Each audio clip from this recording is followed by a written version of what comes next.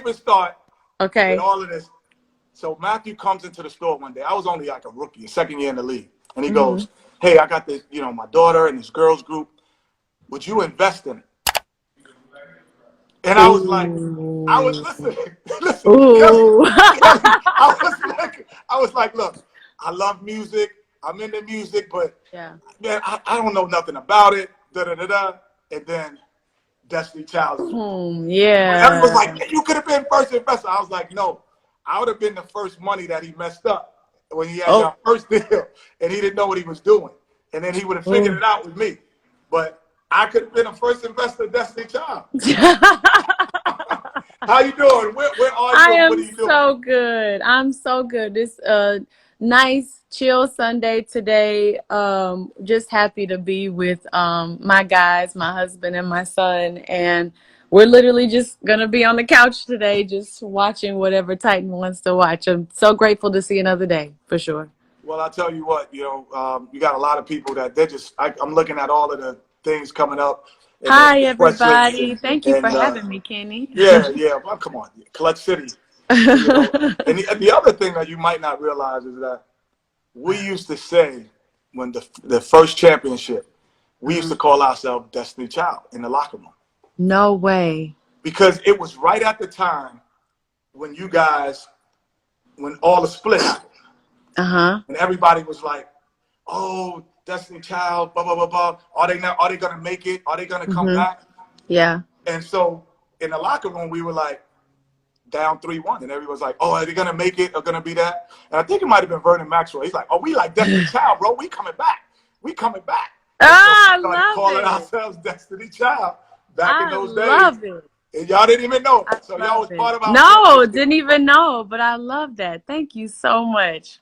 So what are you doing right now to keep yourself busy? I saw the new music drop. I saw all of that. Yes. What are you doing to keep yourself busy? I mean, between new music and I actually just got back in the studio yesterday. I'm so excited. My engineer's been cleaned, and so we can finally like work. You know what I mean? Right. But we've So just you been. have your own studio. You go into like Yeah, another yeah. studio. I have my own space in my studio. I just like to make sure that my household is good first. You know what I mean? My household comes first, and I do Right. not play that at all. Right. So Right. yeah, making sure I get back in the studio because that's like making me still feel busy. You know what I mean? Because the slowdown for me was definitely like, okay, what are we gonna do now? And the uncertainty was giving me a little bit of anxiety. So I came up with this thing called Coffee with Kelly because it was so much information on TV and it was just coming in as such big doses and Right. it's something new every day. And I was just like, oh gosh, I need to kind of pick myself up out of this. So I did the Coffee with Kelly and we were on there talking about all kinds of kinky, fun stuff. We were having such a good time and people sending in the funniest questions. So it's been a lot of fun. Well, I'll tell you, during that time and during this time, I have a saying that in this team, if it lasts out with the team, it would have lasted for 10 years. Like it's gonna last. Yeah. And if you create it during this team, it will last for 10 years. Yeah. But if it doesn't survive the team, it wouldn't have survived the 10 years running. Yeah. Yeah. Businesses, relationships, whatever it is. So this is the time. Well said. Building that. That's It's such a definitely good dose of wisdom. That's true, Kenny. I just feel like it's just an important time for us, and like we have an opportunity to really look at what we built. Like we can see that beautiful home that you built. Some people still might not want to be in it. Yeah. You know what I mean? Yeah. You in there, for sure. You said family first. Family your first. Son, your husband. I mean, I've learned so much about myself, about my marriage, about my son, about the way we want to run our household in this team, and I'm grateful for I'm grateful for that. I'm grateful for the fight. I'm grateful for wanting to fight for my marriage. I'm grateful for wanting to put in the work. I'm grateful for choosing someone who wants to put in the work with me and who wants to be in the fight and in the thick of everything with me. So I just Yeah, Oh, so this was a everything blessing. ain't roses and for Kelly Rowland every day. No, Everything no, not a no, beautiful day. no. Let me tell you something. I'm hard. I know I'm hard to deal with. I know I'm hard to deal with. I know. I know that some days I wake up and I'm like, leave me alone, don't talk to me. Or I know some days I'm just like, oh my God. I know that some days are just great days and some days are off days, and that's okay. And by the way, my husband is the same way. So I just feel like, you choose somebody that wants to be in that with you and is gonna love you regardless, and be able to ask you or tell you or check you and say, yo, that's foul or whatever it Right, is. right. So yeah. So, but the one thing that you just said is like somebody who wants to be in there with you. Now you've been in so many situations in your professional life. Hmm.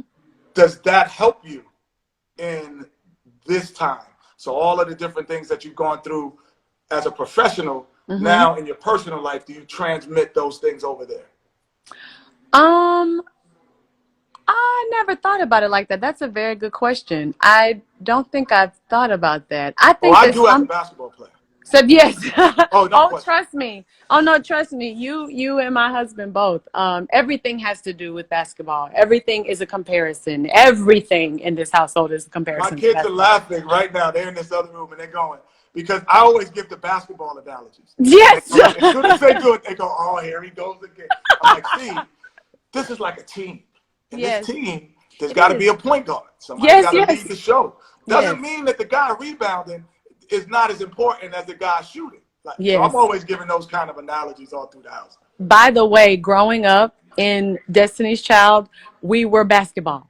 We like it was all about basketball. Matthew How's that? compared, well, because it was like, okay, okay, B, if B is like Michael Jordan, Kelly, you got to be there, right there to get her, like Pippen would, and you know what I mean. It was like that kind of thing. So we were always watching. He would let us have us watch basketball games. We would look at different plays, like, the way this play is, this person is helping this person. That means that when such and such is going down, then you have to make sure that y'all have That's each other's back. crazy. Like it was actually really good. I think it was really good for us. And I'll give you a really good analogy. I'll never forget doing, somebody just brought this up in another interview, doing this Hot 97 Summer Jam. Right. We were all petrified to go out because people were booing us, like boo, boo, Well, boo, this must have been boo. early.